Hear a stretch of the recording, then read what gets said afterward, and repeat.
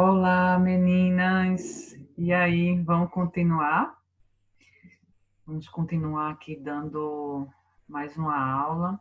E agora a gente vai entrar no processo da arte em si, da história da arte. A gente vai entender esse contexto da arte, na história, na arte-educação. A gente já viu a comunicação, o processo histórico, a comunicação como processo. A gente já viu também questão dos perfis comportamentais, do funcionamento do cérebro da criança. E aí a gente vai acumulando e agregando valor com todos esses assuntos que a gente já viu, né, para culminar nesse processo didático, né, da aula de arte. Hoje a gente vai ver a história da arte, a história, a linha do tempo, os fundamentos. Tentei trazer para vocês, vou colocar aqui o slide, tá bom? De uma maneira mais sucinta possível, para que a gente possa se situar no espaço de tempo e entender todo esse processo, né, da arte na educação. Vamos lá? Eu vou abrir aqui a minha tela, compartilhar com vocês o material. E esse material também está junto com a aula, tá, gente? Postada no portal acadêmico da FATIM, que você pode acessar pelo site ou pelo aplicativo Saber. Eu vou estar postado o material junto dessa aula e também material complementar.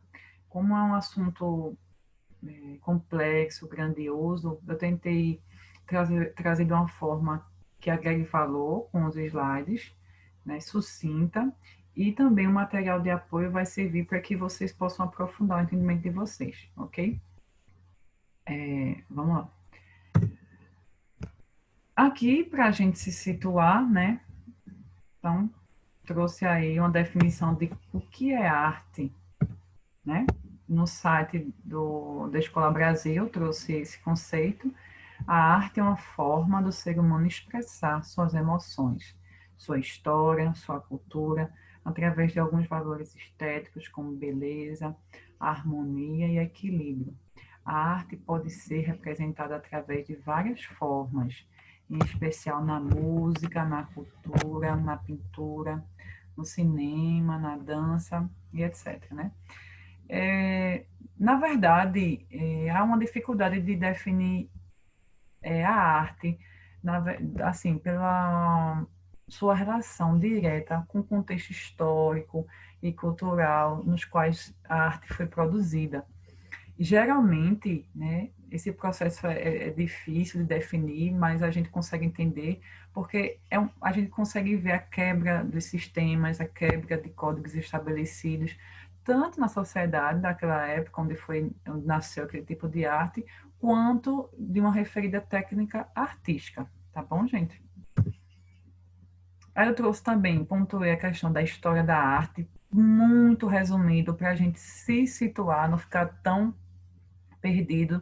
Eu não sei se você já tiver outra disciplina que trouxesse essa além do tempo em relação à arte, eu acredito que seja a nossa disciplina, mas para poder entrar a fundo desse processo da arte na educação, eu precisava trazer para vocês esses aspectos do que é a arte, a história da arte, daqui a pouco a gente vai ver além do tempo, tá bom, gente? A história da arte como ciência que estuda desde movimentos artísticos a modificações estéticas, obras de arte e seus diversos artistas.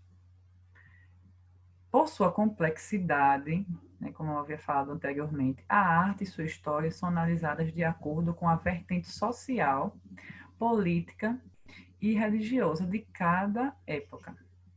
Né? Interessante foi o que a gente acabou de ver. Através da história da arte, conseguimos aprender mais sobre nossa própria evolução por meio de expressões e manifestações artísticas. Na verdade, gente, é um reflexo mesmo do ser humano que muitas vezes, nesse tempo, né, nesse histórico da arte, ele representa a sua condição social, né, e a essência do seu ser pensante através da sua arte. Basicamente isso que é a arte e como é que ela está tratada dentro da história. Aqui eu trouxe uma linha do tempo, para que a gente possa entender um pouco esse processo histórico aqui na pré-história, com o surgimento da pintura rupestre, as construções de pedra, a invenção da roda, da escrita, que é a questão do homem macaco, né, na perspectiva do evolucionismo. Aqui a Idade Antiga, com o surgimento da escrita, o Egito, a Grécia e suas imensas construções. Aqui a Idade Média, né, com a arte romântica, a arte gótica, onde Roma dominava, né, e com a ajuda da arte, da arquitetura, de uma certa forma. Aqui a Idade Modernista, a Idade Moderna, que é onde surge o Renascimento, e aí há todo um contexto histórico, onde Napoleão assume, aquele citou, né, Napoleão assume o governo da França, se eu não me engano, a independência americana, a independência do Brasil, enfim, vários acontecimentos históricos nesse período. E aqui a Idade Contemporânea, né, que é onde surge o neoclassicismo, o romantismo, o realismo, o impressionismo e todos esses movimentos modernistas que a gente até viu lá, né, no processo de comunicação, que até hoje a gente vive a idade contemporânea, né? Eu tive até um curso com um professor de criatividade, o Murilo Ganha, e ele falava, a gente tá bom de trocar a nossa idade, porque a gente já está no século XXI, tanta coisa complexa acontecendo e a gente ainda está vivendo a idade contemporânea, né? Interessante. Ele traz essa reflexão para a gente, né? E aqui é a linha do tempo, né? Da história da arte, para a gente entender esse contexto da arte na história. Aqui também eu trouxe bem resumido para vocês, né? A questão do surgimento na educação propriamente dita. Eu trouxe aqui dois aspectos. Um, da disciplina acadêmica, que foi no século XVIII, com Johann Winckelmann, que é um alemão, que ele estabeleceu os fundamentos para o estudo da história da arte. E só em 1844 é que se tornou a disciplina acadêmica na Universidade de Berlim. E por que eu trouxe esse aspecto para vocês? Porque o Johann, ele é da Prússia, ele é alemão da Prússia. E ele é um historiador, um arqueólogo, e eu acho interessante porque foi na Prússia que surgiu esse mecanismo que a gente tem hoje em dia, essa metodologia, esse sistema de instituição escolar que surgiu na Prússia com a guerra, quando o governo alemão queria realmente disciplinar as pessoas. E foi nesse contexto que surgiu a questão da arte na educação, aqui na perspectiva acadêmica. E na perspectiva do Brasil, que também é uma realidade do mundo, né, onde inicialmente a educação pertencia às igrejas, né, em relação também ao ensino da arte, os jesuítas designavam maior importância às artes literárias e à utilização de música, canto coral, teatro e ensino do latim, dando mais importância a elas do que às artes e ofícios devido à ligação com a catequização. Aqui eu vou abrir um parênteses em relação a isso, porque também tem a questão da artes e ofícios também, que é uma espécie de vertente dos jesuítas, como se fossem os cursos profissionalizantes hoje em dia, vamos supor, né? Que eles davam aulas aos nativos, vamos dizer assim, dos lugares onde eles chegavam. E aí essa especificação de artes e ofício, do profissionalizante, era mais na perspectiva de catequização, né? E a arte literária era na perspectiva de educação, mesmo em relação ao ensino da arte. Em 1759, o Marquês de Pombal determina o banimento dos jesuítas, tornando obrigação do Estado a garantia do acesso gratuito à educação. No entanto, essas mudanças, mesmo sendo lentas, colaboraram para os primeiros passos do ensino da arte e da educação, sendo focado apenas no ensino do desenho e criando uma aula régia de desenho e figura. Isso é interessante, que essa é a metodologia tradicional, né? Que supervaloriza os exercícios mecânicos, as cópias, para acreditar que a repetição é capaz de garantir que o aluno fixe aquele modelo.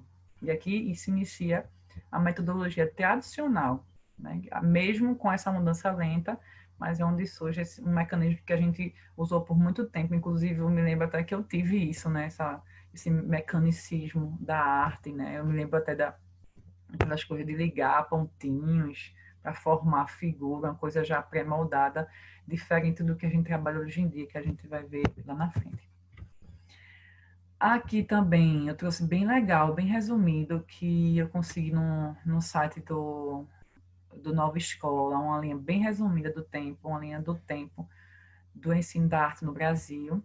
Em 1816, durante o governo de João VI, chega ao Brasil a missão artística francesa, e aí é criada a Academia Imperial de Belas Artes, seguindo modelos europeus, e aí é instalado oficialmente o ensino da arte na escola. Ó, que legal, 1816. Em 1900, até o início do século XX, o ensino do desenho é visto como uma preparação para o trabalho em fábricas e serviços artesanais. São valorizados o traço, a repetição de modelos e o desenho geométrico, ou seja, aquela metodologia tradicional ainda está aí presente. Em 1922, apesar da efervescência das manifestações da Semana da Arte, o ensino segue as tendências da escola tradicional, que a gente vê, a metodologia tradicional, que defende a necessidade de copiar modelos para treinar habilidades manuais. E aqui, gente, percebam que a gente sempre está, como a gente viu no começo, aquele contexto sociopolítico, religioso, de que as outras ciências também estão e a ciência das artes também está.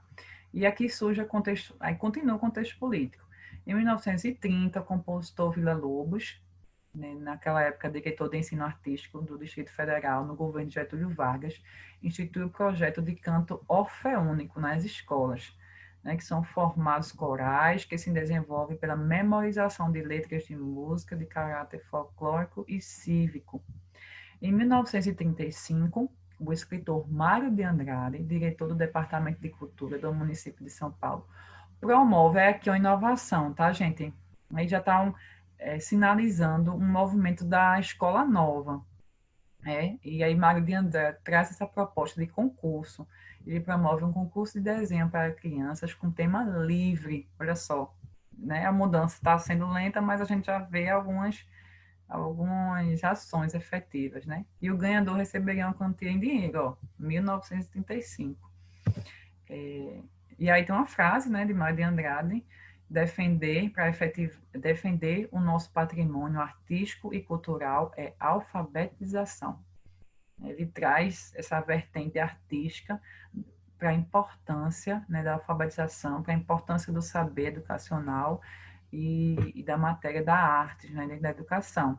E é onde aí está pincelando, está se iniciando a questão do movimento da escola nova, né, que são as ideias modernizadoras que começaram a influência, que começaram na influência, né, da arte na escola, que na época era realmente romper, né, com o jeito anterior de trabalhar, aquela metodologia que supervalorizava os desenhos já mecânicos e a questão da repetição. E aí, continuando nossa linha do tempo, em 1948 é criada no Rio de Janeiro a primeira escola de artes, com a intenção de propor atividades para o aluno, desenvolver a autoexpressão e a prática. Em 1931, chega a 32 o número de instituições particulares. Olha só que avanço desse tipo no país, ou seja, aquele processo lento e gradual da inovação, da forma de se ter arte na escola, né, vai tendo um boom aqui em 1948, onde a gente vai tendo a questão do surgimento dessas escolas de arte. Em 1960, as experimentações que marcaram a sociedade, como o movimento da Bossa Nova, influenciaram o ensino da arte nas escolas. Eita, eu coloquei em repetir, desculpa, gente, de todo o país. É a época da tendência da livre expressão, que se expande pelas redes de ensino.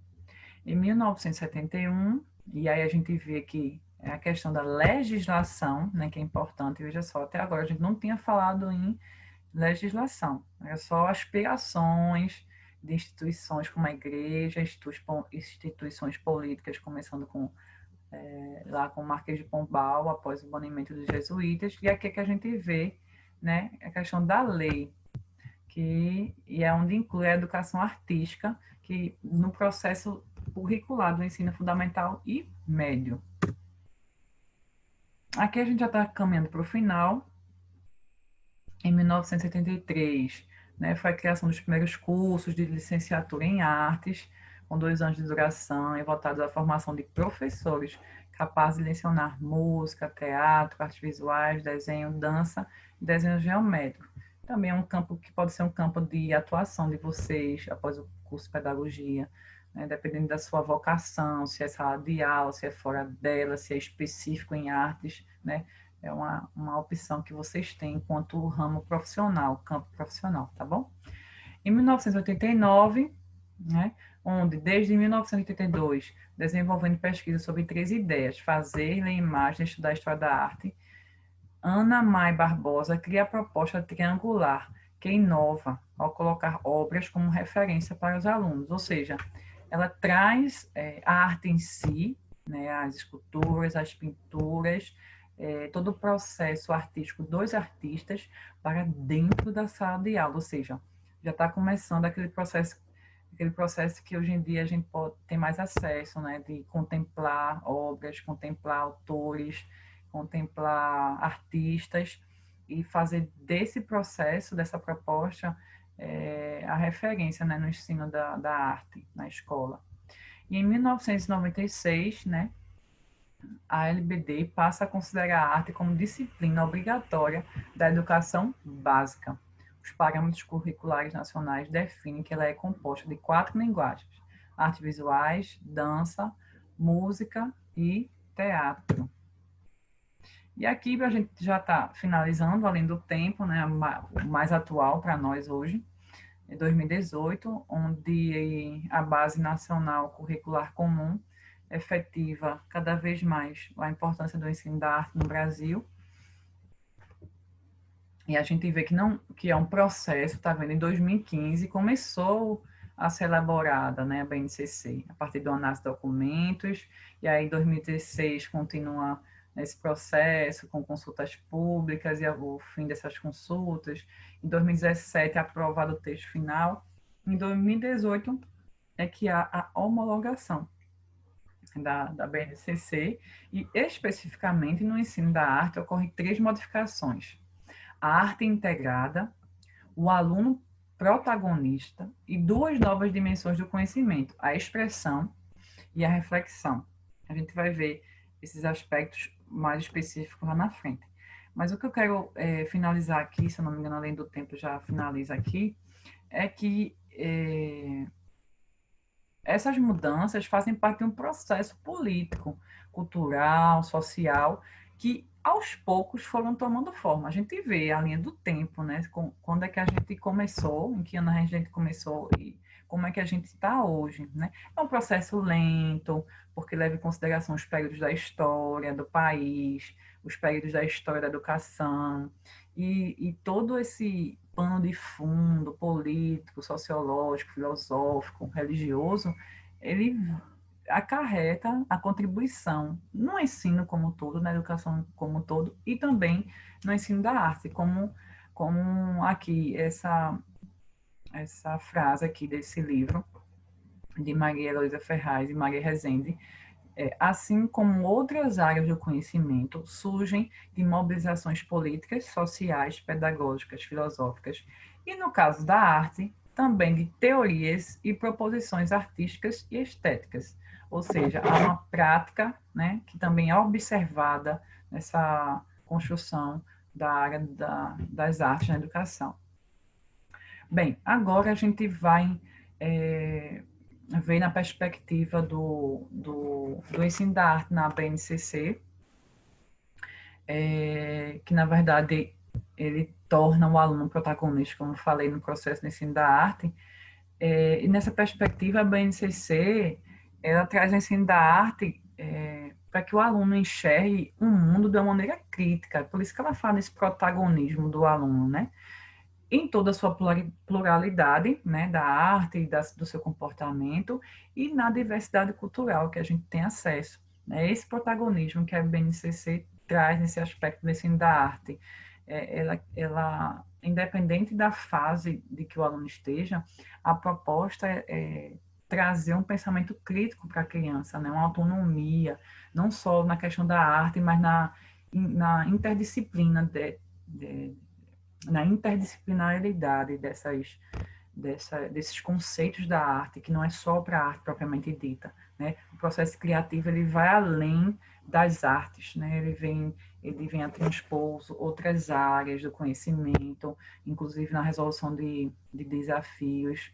E no dia a dia eles podem não só ajudar a definir os temas, né, a serem tratados, né, nesse processo de protagonismo, mas se sentir livres para criar, né, dando vazão à sua sensibilidade, ao seu processo criativo, de uma maneira mais plena, né, e claro, com observação e o ensino e a orientação do professor. Aqui os principais pontos abordados na BNCC sobre a arte, eu coloquei 3, que foi que a gente trouxe lá em cima na Linha do Tempo em 2018, que é a incorporação das artes integradas como unidade temática. Além da música, teatro, dança e artes visuais, as artes integradas foram incluídas. A ideia é que os alunos explorem as relações entre as diferentes linguagens e suas próprias práticas. A questão aqui dessas artes integradas, que a gente tinha até, eu coloquei até o conceito das artes integradas aqui, que é uma novidade da BNCC. A ideia é que os alunos explorem as relações entre as diferentes linguagens e suas práticas, permitindo que em uma mesma proposta as corporalidades, visualidades, musicalidades, espacialidades, teatralidades estejam presentes de maneira concomitante. Além de articular as diferentes linguagens e suas práticas, possibilita também o uso de novas tecnologias da informação, né? Essas linguagens a gente sabe que aqui ele está falando das artes visuais, do teatro, da dança, tudo isso nesse aspecto da integralidade com a informação e a comunicação, como a gente viu anteriormente, né? Esse processo de comunicação, a gente viu a evolução da comunicação, com a importância dessa interferência da comunicação no processo humano e também no processo das artes, né? Onde ela amplia a maior atuação, né, desse contexto da arte na educação. Aqui, outro ponto coloca o aluno como protagonista. Estudiosos e professores afirmam que o professor nem sempre deve direcionar, ou seja, lançar um tema sobre o qual as crianças devem refletir e pesquisar, até que elas mesmas sejam capazes de construir suas próprias produções. Ou seja, em alguns momentos, aqui não está dizendo que é para o professor sempre, não é para sempre direcionar. Claro que deve haver os momentos de direcionamento, aproveitar na prática, né? Aproveitar datas festivas, aproveitar acontecimentos políticos, religiosos da época e tratar isso em sala de aula. Muitas escolas trabalham temas atuais, como o abuso sexual, como a violência contra a mulher, a violência contra o idoso, e de uma maneira lúdica, né, colocando o aluno como protagonista, é que isso é trabalhado em sala de aula, né, provocando discussões, e até as crianças do fundamental mesmo, como é o foco de vocês. As crianças hoje em dia estão muito avançadas, o acesso à tecnologia da informação está muito rápido, o processamento de ideias delas está muito rápido, e você pode hoje naturalmente conversar com crianças a partir de 7 anos sobre esses assuntos que eu acabei de tratar com vocês, de uma maneira lúdica, pertinente e respeitando aquela idade dela, sendo direcionado para cada idade. O cuidado é esse, vocês como pedagoga. No ensino do componente, outro aspecto, né? No ensino do componente, há 6 dimensões de conhecimento: criação, crítica, fruição, estesia e os 2 novos. Isso aqui já existia, tá, gente, na lei da educação, na lei curricular. E aí, com a BNCC, traz essas duas novas, esses 2 novos componentes, a expressão e a reflexão, né? Que é o que eu falei nessa questão da sensibilidade, de maneira mais plena, de que o aluno possa participar nesse protagonismo, de lançar, de refletir sobre aquilo que ele deseja trabalhar também, com o direcionamento do professor. tá bom? Essa dimensão, né? O que eu quero trazer para vocês nessa perspectiva, a gente já vai finalizar, é que a arte na escola, ela tem um poder transformador, gente, né? Ela desenvolve a criatividade, a capacidade de solucionar problemas, melhora a autoestima, faz o aluno desafiar os seus limites e aumenta o seu repertório cultural. Porque na próxima aula a gente vai trabalhar essa questão da criatividade dentro da prática da arte. Né? E eu quero também trazer, nessa questão da integralidade da arte, que foi incluída essa informação e a comunicação, de desenvolver a criatividade não só na capacidade artística, mas nessa capacidade de solucionar problemas.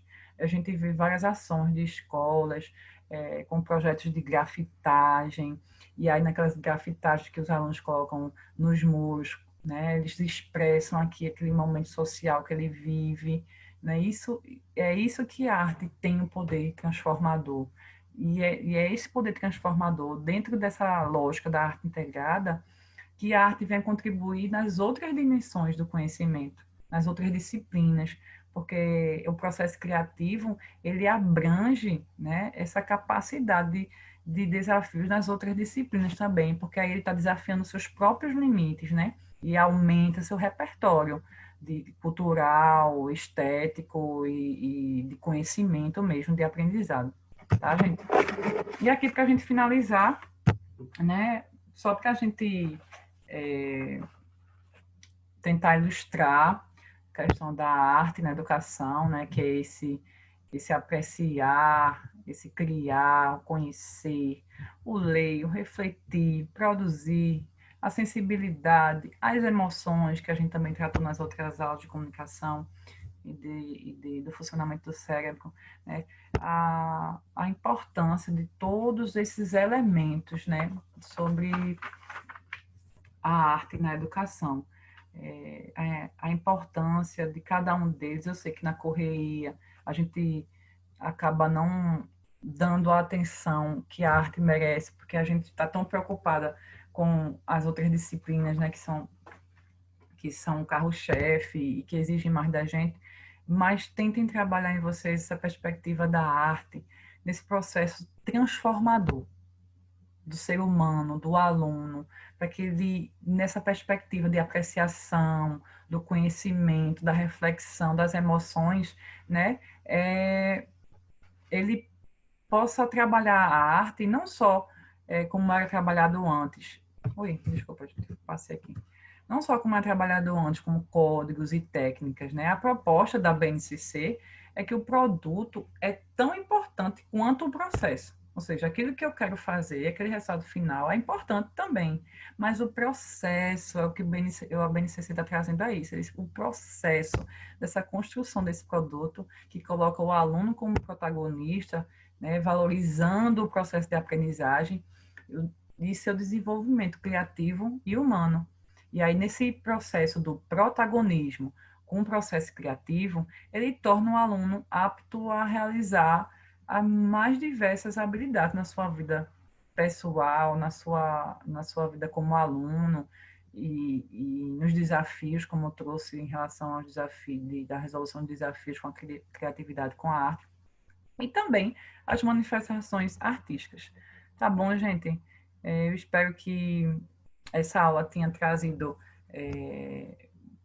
tenha agregado mais valor ao conhecimento de vocês em relação ao ensino da arte, e que cada vez mais esse processo criativo dentro da arte seja colocado em sala de aula não como só uma forma de manifestação artística, ela é também, mas como transformadora dentro, né, da aprendizagem, dentro da ampliação do conhecimento desse aluno. Tá bom, gente?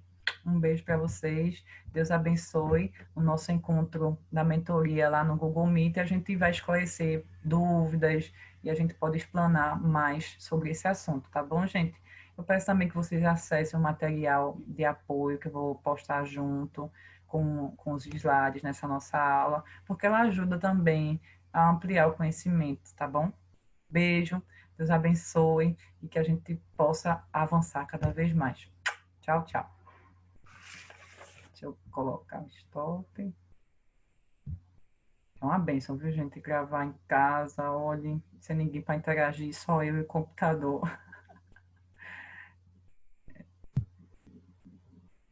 Deus abençoe vocês, tá bom? Vou encerrar aqui. Beijão.